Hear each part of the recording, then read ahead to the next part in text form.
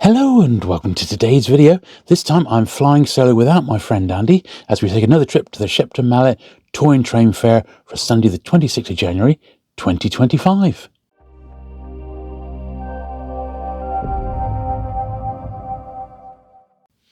So we'll get straight into the action. I was accompanied this time by my friend Dave, and we travelled up together in what was, really quite bad weather this time round.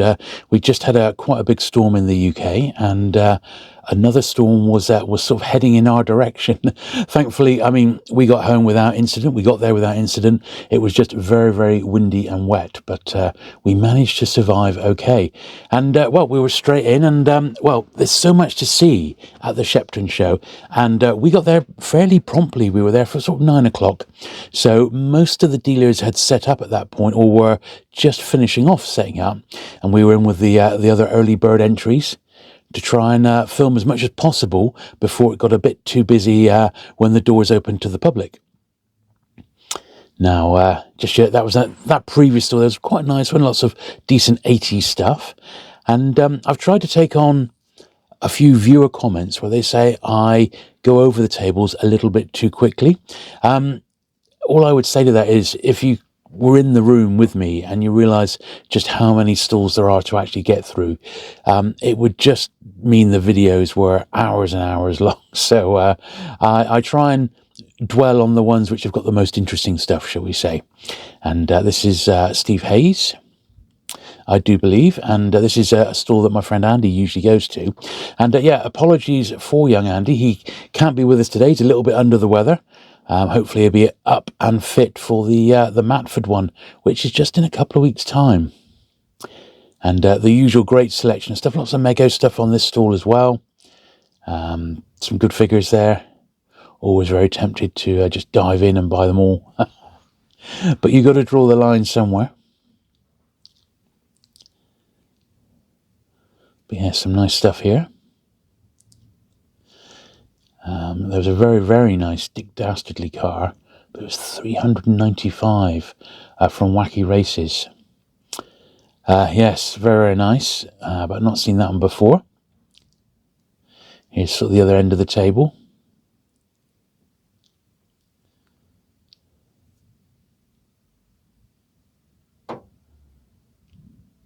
Couple of nice 12 inches there. And that cantina, which is absolutely immaculate. And even a box of Spider-Man comics. It was a real mixture, this particular show, I thought. There was a good range of traditional die-casts. There was train dealers. In fact, this one, I usually do take a bit of footage of this store because he's got a lot of old stuff, a lot of real vintage Hornby. And I find it fascinating. I don't collect it at all, but I do find it fascinating. And I don't think it's that dear. I really don't. Not for the age of it. I guess there's just so much, isn't there? When do you stop? But yeah, if you're into model trains, like this box here, a couple of quid each. Absolutely brilliant, bits and pieces. Some great stuff there.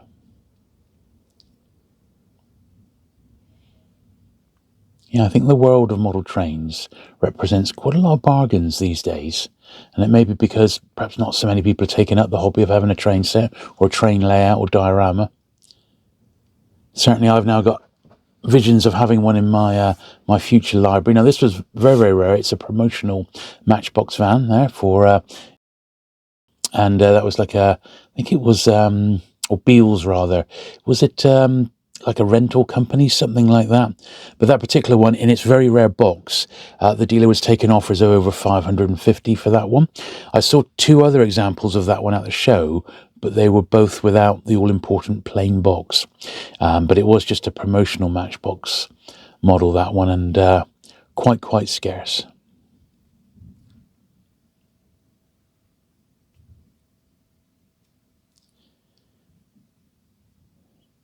This little general diecast store. And I ended up buying 3 Matchbox off this chap. He was very reasonably priced. It looked like it was pretty much an original owner collection. There's some good stuff there. About half of those I already had, but I did pick up 3 off that stall. which I thought I got a really good price on those. So we'll have a look at the few bits and pieces I got at the end of the video as normal.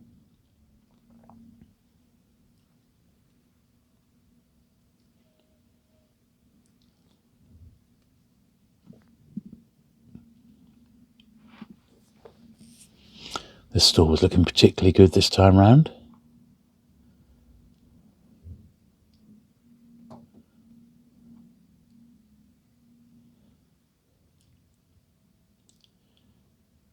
Some very, very nice items.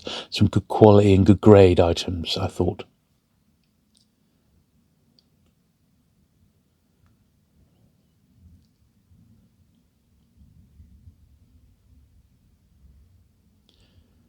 Yeah, loads of Matchbox. Not the cheapest, unfortunately, and there is competition at a big show like Shepton.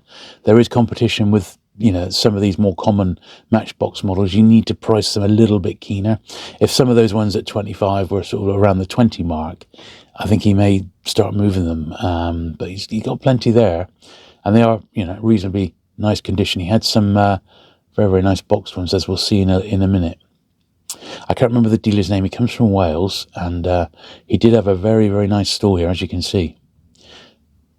A lovely Commer van at the top there, that caught my eye. The Commer police van, absolutely mint. Really, really some nice stuff there. But also, you know, the top end of the price bracket, shall we say, for these items.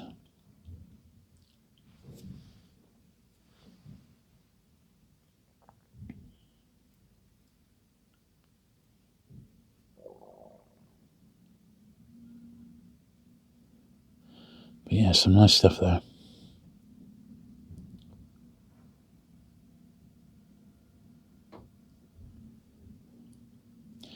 Now, there's always a selection of loose items on display, and if loose is your thing, I mean, if you're picky and you just try and get the mintest of mint loose items, you can do very well at a show like this, you know. I believe I've actually gone upstairs at this point. Yeah, I've done like one row of the downstairs, and I thought, well, I'll get upstairs before it gets a little bit too busy. And there's always some good stuff. Yeah, this is Vintro, and he's been at the last few Sheptons, and he specialises in sort of 80s action figures, and it's not your traditional stuff. So it's Turtles, Thundercats, He-Man, that sort of thing. He doesn't tend to do a lot, although a little bit, but not a lot in the way of like Star Wars stuff and that. It's more sort of 80s cartoons. Once again, quite a bit of retro at this show, and it's creeping in more and more, which is nice to see. I constantly raise my eyebrows at the actual prices the stuff's selling for, but at the same time, it's good to see it, you know, because it is, you know, a lot of it's 30, 40 years old now, and it's come around, and people are looking to revive their nostalgia. But yeah, this is a great store, and yeah, I'm sure they're online as well.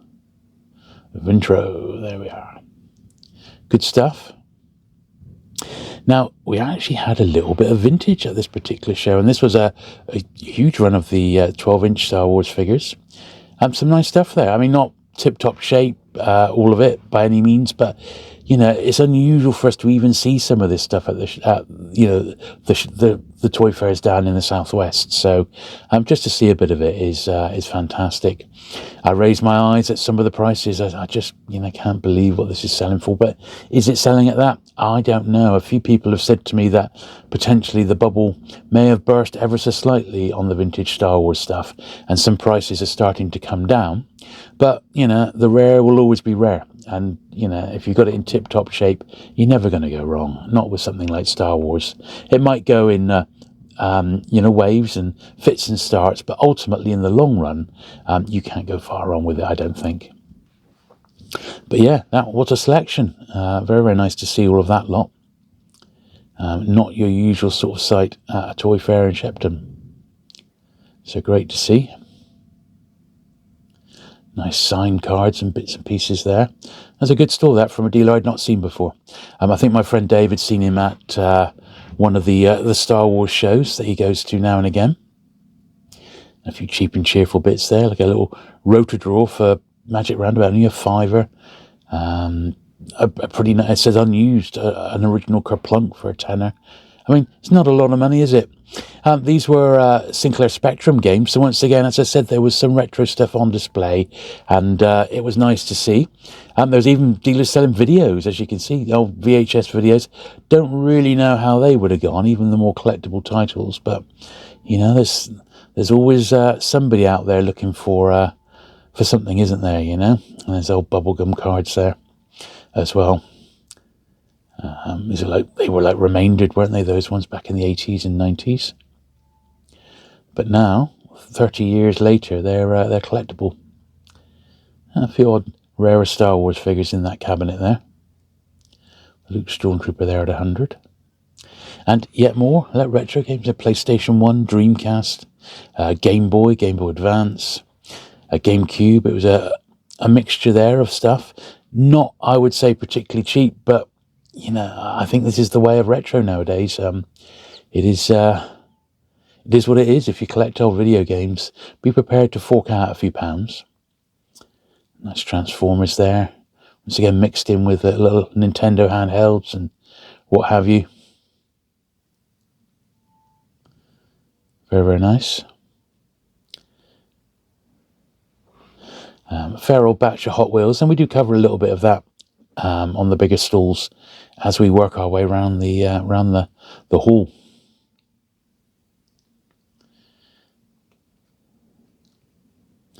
And this store had a lot of military stuff, and I was very tempted because I saw these. They had a small selection, you'll see them in a minute, of military boxed Matchbox. But when I had a close look at them, the wheels have been they should have grey wheels, and they've been painted black. And you could see they'd been painted, which is a shame because apart from that, they were nice examples in boxes. And there we are. So you see the clock there. It's only 25 to 10, so still very early, but also quite brisk. But these are all early bird visitors getting in before the crowds. Right, my name's James. I've got the YouTube channel Carbon Collectors. Oh, brilliant. Look at that. Jules, this beautiful little book here. Thank you, mate. Appreciate that. Right. Cheers. So I certainly wasn't expecting to bump into James there and for him to actually give me a vintage paperback. So that was completely out of the blue. So thanks once again for that, James. And do check out James's YouTube channel, Car Boot Collectors. Now, back to the matter at hand here, looking for rare toys. And you see me, my eye, does come down to the Matchboxes because it is something that I'm particularly into collecting at the moment. We've seen it before, and I did ask the chap about it. So he says this is online. I think you can search on eBay. So if you didn't sell it at the show and you fancy this Playmobil Enterprise is up for grabs, and he did have lots of other big Playmobil sets as well. Not something I've ever got into, but that Star Trek set is very, very nice. Really impressive ship. And one of the Hot Wheels I've been on the lookout for was another Yellow Submarine. So the Yellow Submarine came out about a year ago, and I picked one up at the time, absolutely mint, for about £3 when it was brand new. And the dealer only had one, and I actually wanted a second one to open. So I've got a really, really nice mint one. But from one of these stalls, I managed to source a slightly beaten up carded Yellow Submarine, but I don't care because I'm going to be opening that one. So just a fantastic little Hot Wheel.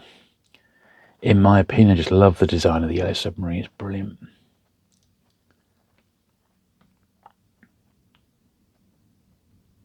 Oh, and speaking of Yellow Submarine, that was just like some sort of show card of some sort. I don't think it was vintage. This is another store which has got a lot of very, very nice stuff, but it's at the absolute top end of what you would want to pay, unfortunately. So, it really is. But as you can see, on the whole, excellent quality. Just I don't know if he would be up for having a little bit of wiggle room, but he certainly had some rare stuff there. And but it was all the top of the price point, sadly. And I do think the dealers who put the stuff slightly lower price because you're there's no fees, there's no online fees, just your table. I think those are the dealers that tend to do very well. at these sorts of shows. But there's no denying he had some lovely stuff there. Absolutely lovely. Ode to be a very rich man. I would love to I'd love to dive in and collect a bit more of this stuff. The biggest issue I'm having most recently is actually having the space to display it. I'm going to have to start reboxing up some of my Corgi diecast now, because there isn't room in the cabinets for it. So it has to go back in the boxes for the time being. But that's okay. They're not going to go bad. Peanut stuff there, and some more loose again. I said some very nice stuff there indeed.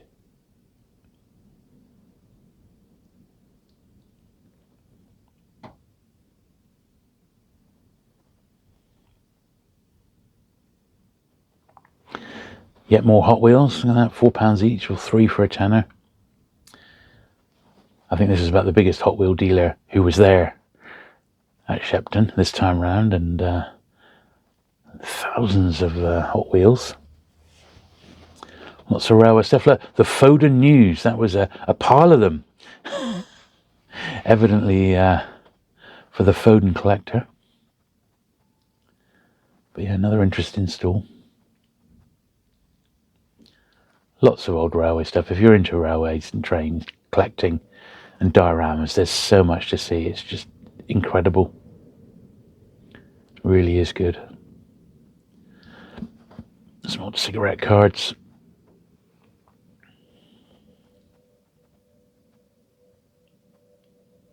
And the only Subitu I saw actually at the show, a nice little selection. I think it's sort of early 60s stuff.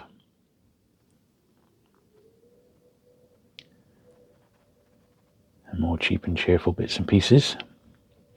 Yeah, this store was predominantly modern, but he did have a few bits, and not every day you see that Karate Kid playset. A couple of Corgi model clubs and a couple of TV related ones. A Superman box set's nice. But yeah, he was more modern stuff on that stall.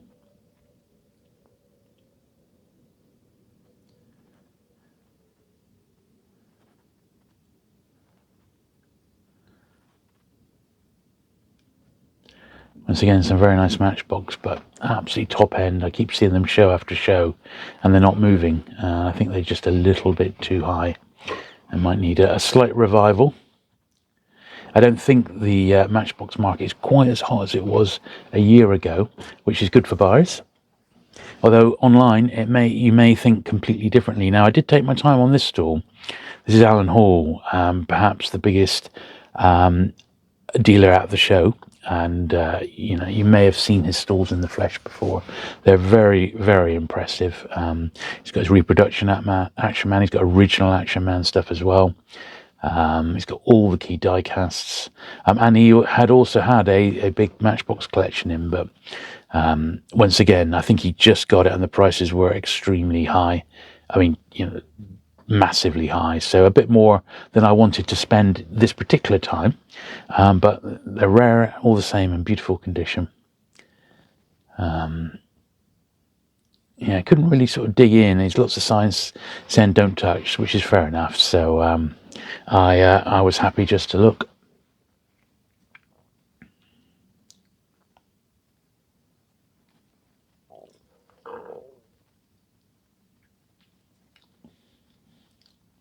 But yeah, a very good cross section of stuff. And I think he must have must have just bought a Matchbox collection fairly recently, because there were so many there.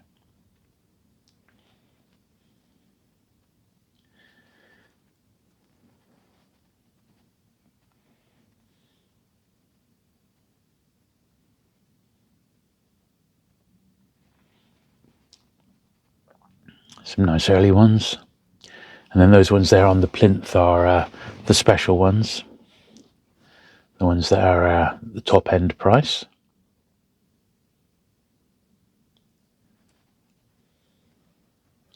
A few loose Star Wars figures. Some of the classic die casts.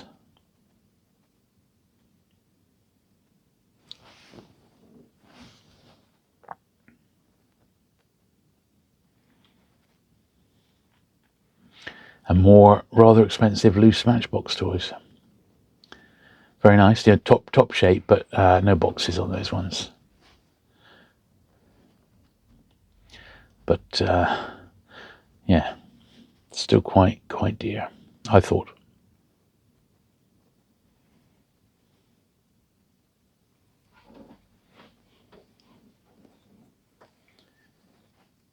And some of the more TV film related stuff, some rare action figures. He had almost all the key Diecast TV film related ones were in stock if you wanted them.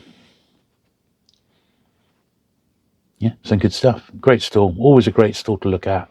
You cannot knock it, and on the whole, his quality, he may be not the cheapest, but the quality's there. And you know, ultimately that's the best way to collect if you can afford it, is buy in tip-top shape. And Corgi Juniors there, a couple of trays of them. They do seem really plentiful.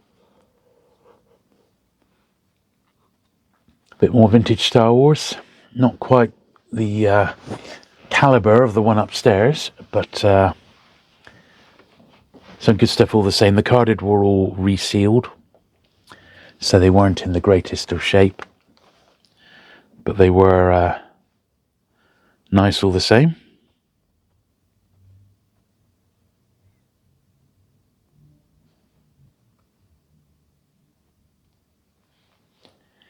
And obviously the usual sort of 90s and early 2000s Star Wars stuff, which is, you know, pretty much everywhere, isn't it?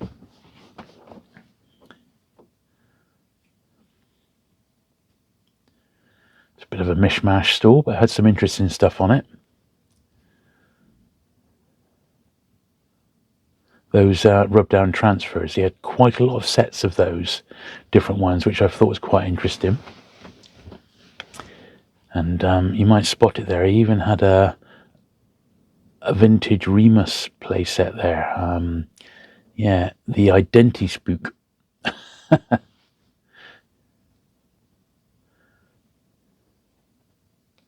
Which is one I've never seen before. A few old badges and things.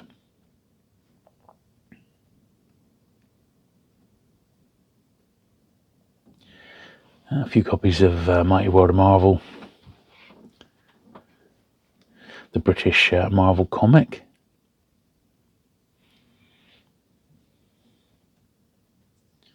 But yeah, a bit of a mishmash store, but it was interesting nonetheless.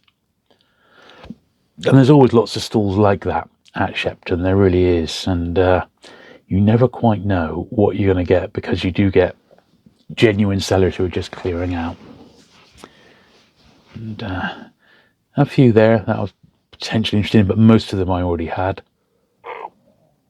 I have seen this dealer before, and he's usually in the same sort of spot. And I just didn't come across anything that I really wanted to fork out for this time. He's always had loads of those carded Matchbox ones, and I'm less of a fan of those. I don't mind them, and I've got a couple in my collection, but I think I would only be interested in the ones for the particular models that I'm trying to specialise in. But I think his pricing is about right, and he's always got some good stuff there. Nice to see this, an original chopper from the mid-70s. That was $450 on that one. Everything bar the little cardboard wrap that went around when they were new. But very nice to see. Don't often see those. Another store with some reasonable vintage.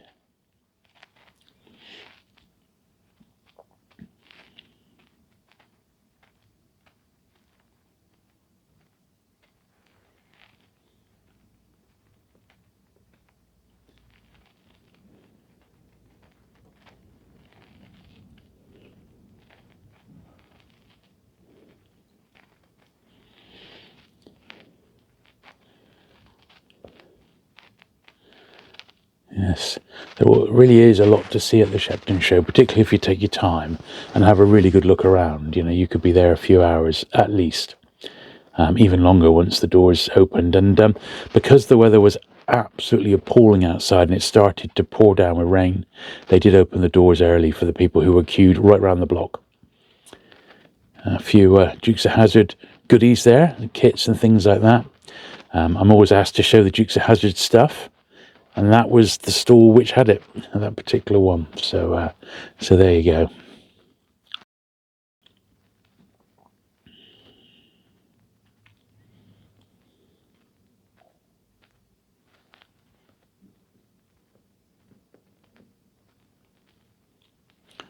Old Britain sets there, and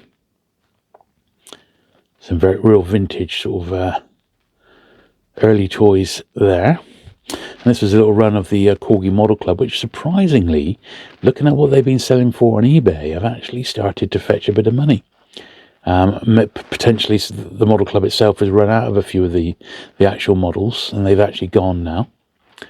But yeah, interesting to see some of them have actually are starting to fetch decent money second hand now. This was the old model kit store. He was still setting up when I went by. He hadn't finished setting it all up, but he had lots and lots of stuff there. I do remember, I was trying to think back after looking at his stall.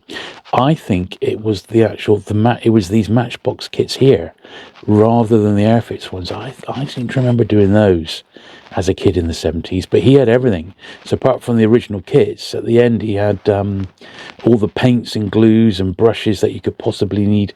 There we are, to actually put them together. So the hobby was there, waiting to get stuck back into. That was really amazing.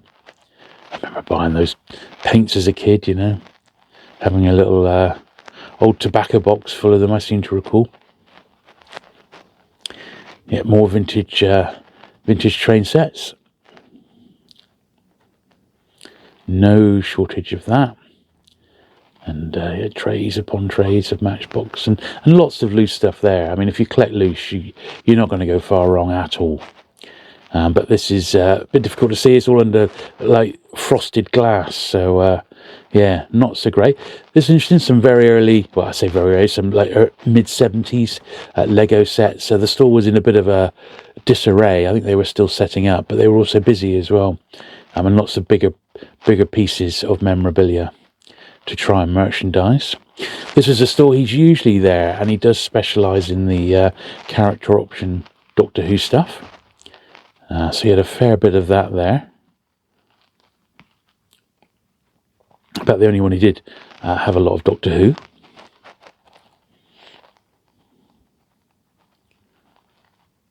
A few more loose bits and pieces. I bought off this dealer before, and he often has interesting stuff. I didn't buy anything this time, but I still had a good look.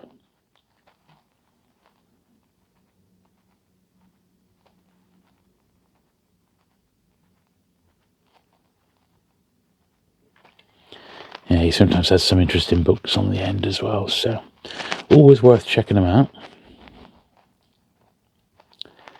Now, I've said it before and I'll say it again, this is amongst the best merchandised stall at the show. Always great to look at, very well displayed, and everything clearly priced. I mean, this is how you want your stalls to be laid out. It's a model to everybody else. Absolutely superb. Top marks, I would say there.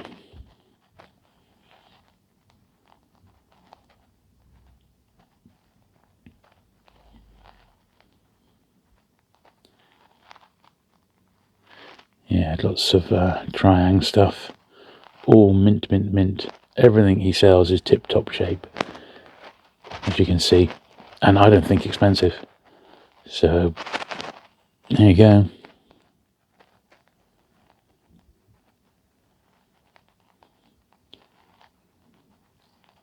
This is Stephen. I've bought off him in the past. Always got interesting stuff. He's a Matchbox specialist because he collects it himself, and he had in his display case, he had a lot of rare Matchbox colours and variants, and they're not cheap, but they're also extremely valuable, and well, they are rarities. And I got to admit, I did have a very close look at a couple of them, and I did in the end buy one real nice early vintage one, which is one we'll have a look at the end. But yeah, he's always got loads of stuff, and I think I could probably easily spend £500 with this young man. But you know, you've got to draw the line somewhere. I just haven't got room for it all, but I picked up a few really nice bits, and yeah, some good stuff there. I really like the way he displays them. So the boxes are empty, but the corresponding models are just in the trays in front, so you can just marry them up. But very nice. Yeah, some good stuff there. This is just a little closer look at the end there. I said they're really nice stalls. I try and film as much as possible.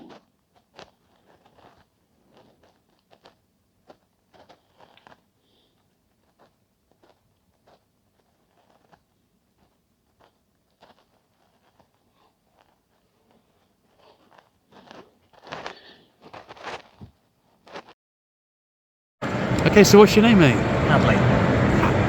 Hadley. All right. Thank you very much for the support. Cheers, buddy.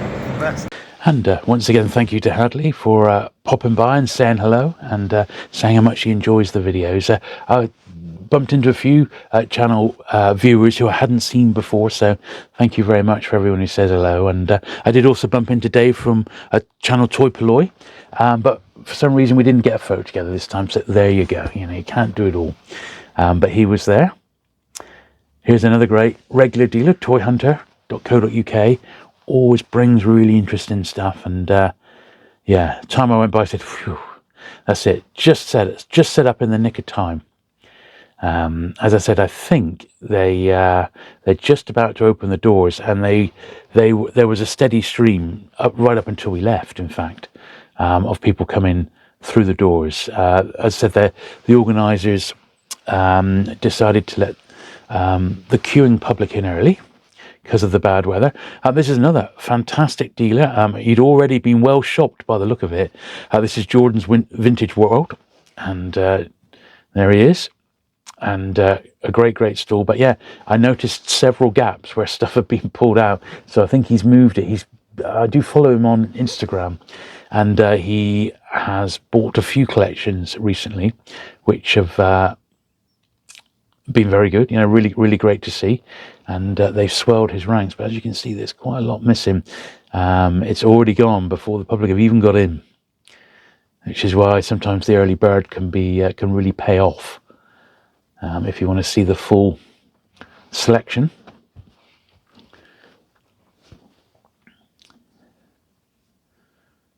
But yeah, Jordan's Vintage World, one of the good dealers. Very nice enterprise there. I'm very tempted picking one of them up. A few, an early TikTok, look at that. Yeah, a few vintage bits and pieces on that stall there. I was actually on the lookout for any old Viewmaster, and I didn't see nothing at all. I thought that was really strange. There's loads of it online, but there was none at the show. Another sort of bits and pieces stall. Always have quite a selection of stuff.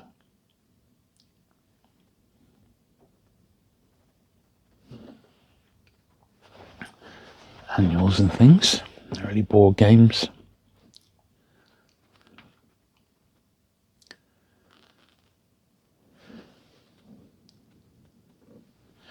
And we are quite near the end now, so the public are flooding in, and well, just had time to quickly film Julian's stall, but I will of course show you my my pickings from the show right now. And there we are, they are flooding in. It was busy, it got busy very quickly.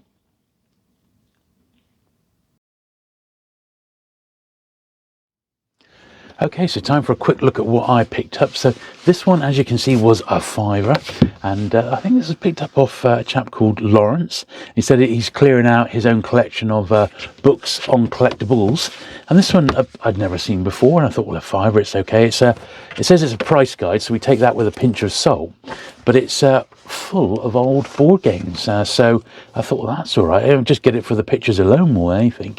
It is a British publication. And certainly, although I don't collect old board games, I love looking at them. You know, it's an area I don't really have the room to to get into, but even so, looks like a really fascinating book. Really thick, it's a few hundred pages, so quite good. That I thought for a £5, you're not going to go wrong, are you? So that was really nice to come across. Yeah, it looks all right. That the price guide for vintage and collectible board and tabletop games, Volume 1, it says as well. I suppose there could have easily been a Volume 2 of that. So that was the one big book I got.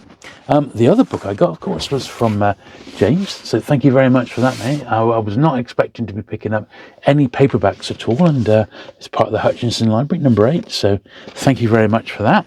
And then diecast-wise, well, I didn't do bad at all. I picked up my Yellow Submarine. This one I'm just going to be opening. I wanted one to open, and I'm gonna. It says 6 of 10. I wonder what other ones came out in this assortment. Let's see if we can get into it. There we are.